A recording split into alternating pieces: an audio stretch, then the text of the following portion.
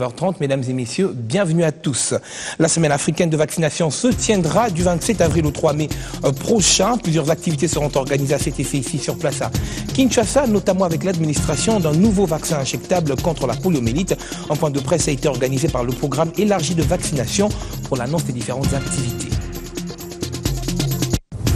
Et puis ouverture ce jeudi d'un atelier allant dans le sens de la lutte contre la déforestation en RDC. Et à ce sujet, un programme intégré du processus RAID pour le compte des bassins de Mbujimayi, Kananga et Kisangani a été lancé. Programme qui vise donc à réduire les gaz à effet de serre issus de la déforestation et de la dégradation. Et encore, cette fameuse affaire des fosses communes, les enquêtes se poursuivent menées par les services compétentes qui se tiennent. Le procureur général de la République a fait le point à mi-parcours, mais également le porte-parole du gouvernement est revenu sur cette affaire. Bienvenue à tous. L'enquête diligentée par le procureur général de la République dans l'affaire des fosses communes, nous sommes donc là dans la commune de Maluku, se poursuit. Et ce jeudi, le procureur général de la République a réuni autour de lui les responsables de la police nationale congolaise, les services de renseignement et ceux de l'auditorat militaire. Il était donc question, je le disais, de présenter les résultats préliminaires de cette enquête. L'affaire fait couler encre et salive. La fosse commune découverte au cimetière Fula Fula dans la commune de Maluku. Tous les services impliqués dans l'enquête sont venus ce jeudi auprès du procureur général de la République pour lui faire part de l'évolution de l'enquête. Tous ces services ont effectué des descentes sur les lieux, ont interrogé un certain nombre de personnes. Des auditions ont été réalisées, faites sur les lieux. Certains responsables du milieu ont été entendus. C'est vrai qu'il y a eu enterrement dans les cimetières de Fula Fula de 421 personnes. Ont été enterrés, des indigents et des morts-nés, ainsi que d'autres corps qui ont été abandonnés. Donc, le maître de l'action publique tient à une enquête sans complaisance pour dissiper tout malentendu. D'où cet appel. Nous avons aussi demandé aux gens du Bureau conjoint des Nations Unies qui ont eu à porter à la connaissance de l'autorité qu'il existerait des victimes, que ces victimes-là viennent. Et si vous aussi, les journalistes, vous pouvez nous aider, si vous connaissez les victimes qui sont à la recherche d'un de leurs prières, les informer qu'il existe un dossier judiciaire, ils peuvent à ce moment-là venir et que nous puissions prendre leurs déclarations. Il faudra noter que la descente effectuée à Maluku par les services s'est déroulée en présence des représentants du Bureau conjoint des Nations Unies pour le droit de l'homme. Cette affaire et l'ampleur qu'elle tente à prendre au niveau tant national qu'international est tout simplement l'œuvre d'un groupe de personnes mal intentionnées qui cherchent à tout prix à ternir l'image des dirigeants de la RDC. Ce ne sont pas mes mots, mais plutôt ceux de Lambert Mende, le porte-parole du gouvernement, a réaffirmé une fois de plus la confiance du gouvernement congolais à l'endroit de l'équipe mise en place pour apporter la lumière dans cette affaire. Affaire fausse commune des Maluku, une affaire en vase clos, estiment les porte-paroles du gouvernement, qui par ailleurs confirment les chiffres de l'exécutif provincial. D'après Lambert Mende au Malanga, il y a des individus qui tiennent absolument à jeter l'anathème sur les actuels dirigeants de la RDC. Émotion, indignation, stupéfaction, spéculation. On croirait que c'était des gens aimés de leur famille, de leur vivant, que c'était plus des indigents abandonnés. On se demande pourquoi on les a abandonnés si on les aime tant, maintenant qu'ils sont morts. Exigence de vérité. Tout se mélange, tout se bouscule dans des questionnements, les uns sincères, il faut le dire. Mais nous nous connaissons. Et nous savons qu'il y a des émotions aussi, disons, politiquement motivées, pour être poli. Le ministre des Médias a aussi évoqué les responsabilités de toute la société pour plus de solidarité au sein de nos familles, avant de condamner l'attaque de l'ambassade de la RDC à Paris suite à cette affaire. Au sujet de l'opération Sokola 2 menée contre les FDLR dans le Kivu, le bilan est plutôt positif. 21 localités dans le sud et 14 dans le nord sont passées entre les mains des FARDC. Quant à l'opération de désarmement forcé Sokola 2 elle-même, son bilan à ce jour fait état de 162 FDLR capturés, 13 FDLR qui ont tenté de résister au désarmement forcé tués au combat, et 62 éléments FDLR qui se sont rendus sans opposer de résistance et ont été immédiatement mis à la disposition de la MONUSCO en vue de leur rapatriement. Parmi ces 62 éléments, on a compté 15 enfants soldats. En organisant ces points de presse, Lambert Mende Malanga n'avait qu'un seul objectif, fixer l'opinion sur les questions d'actualité de l'heure. Lutte contre la déforestation, je vais annoncer à l'ouverture de ce journal, la République démocratique du Congo ne baisse pas les bras et un atelier national se tient présentement à Kinshasa en vue du lancement du programme intégré RAID pour le compte des bassins de Mbujimayi, Kananga, mais également Kisangani. Alors, projet financé à hauteur de 21,5 millions de dollars américains par la Banque africaine de développement. Ce programme vise donc à réduire les gaz à effet de serre issus de la déforestation, mais également de la dégradation. Images et commentaires signés Bibiche Ngoua. La RDC est un levier essentiel pour la lutte contre les réchauffements climatiques, cependant en proie de la perte de ses forêts. Environ 400 000 hectares chaque année. Une menace lourde qui accentue la déforestation tout en compromettant la productivité agricole. Pour y pallier, le pays s'est engagé depuis 2009 dans le processus de réduction des émissions dues à la déforestation et la dégradation, un parcours qui génère plusieurs autres programmes et projets, dont le programme d'investissement pour la forêt, sous 5 programmes, parmi lesquels le PIRAID Mbekis, lancé ce jeudi à l'issue d'un atelier national par le ministère de l'Environnement et Développement durable. Ce projet mettra ainsi à l'essai une approche intégrée de la RAID+, dans une zone dégradée à Mbujimayi Kananga et une zone de forêt dense à Kisangani. Il abordera les principaux moteurs de la déforestation et de la dégradation des forêts, en particulier la sécurité foncière, l'agriculture, la foresterie et l'énergie biomasse.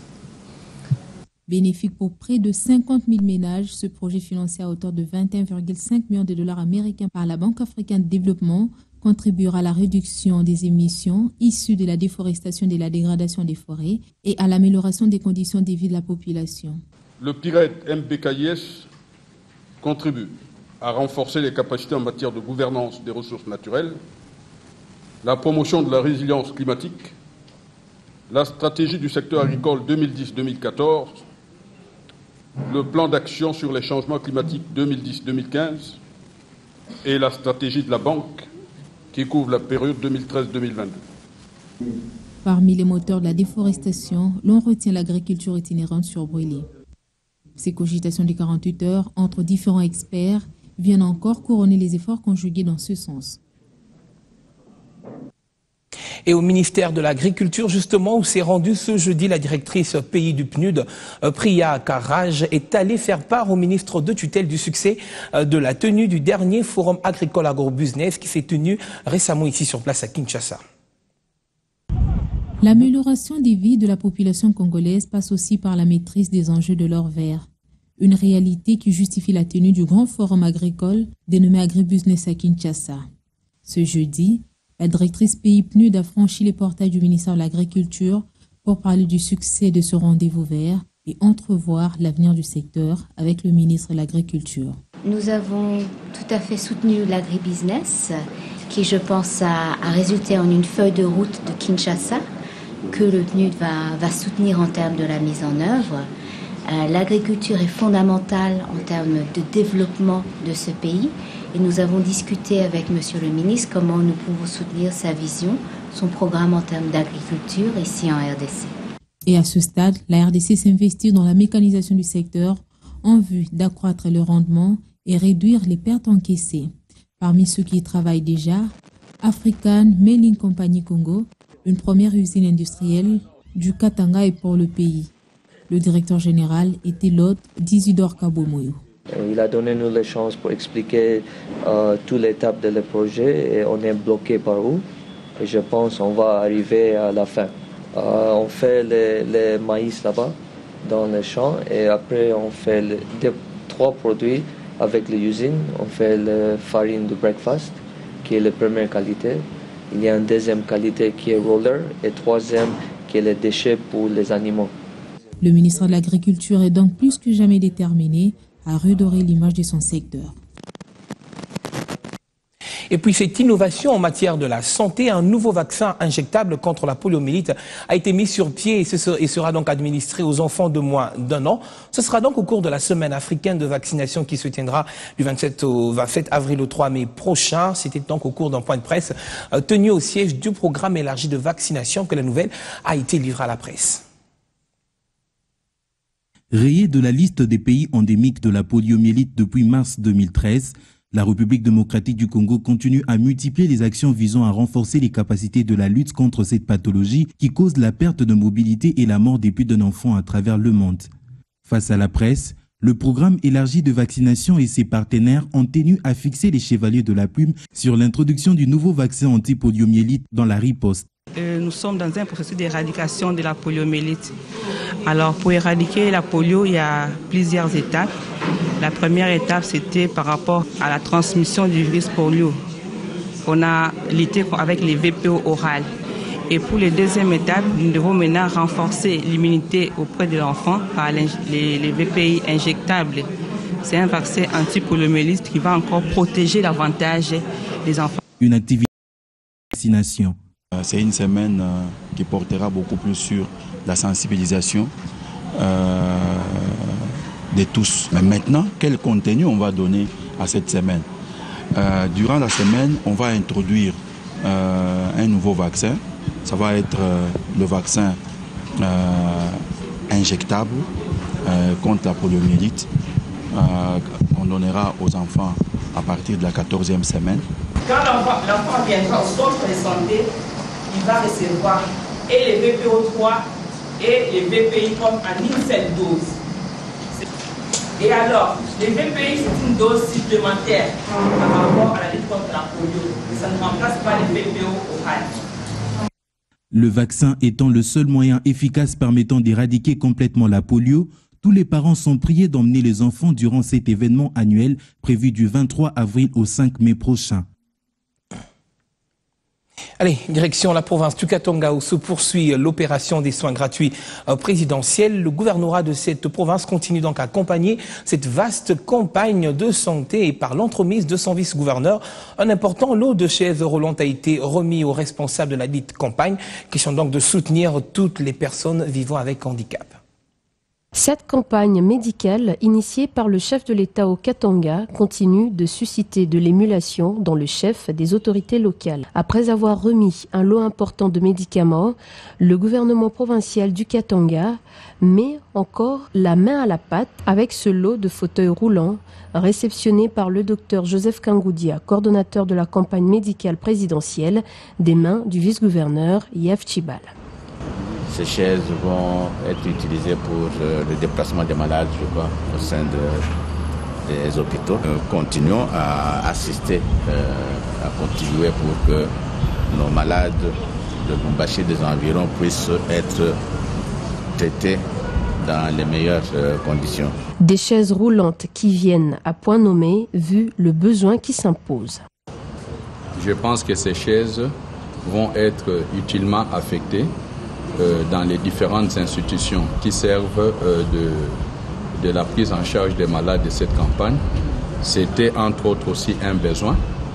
La première dame, si elle avait pu au cours de sa tournée remettre des chaises aux handicapés de la ville de Lubumbashi, vous emboîtez les pas en nous remettant des dizaines de chaises qui vont servir de la circulation interne dans les hôpitaux. Et cela a été très important. Pour autant que dans certains grands hôpitaux, le déplacement des malades pose des problèmes.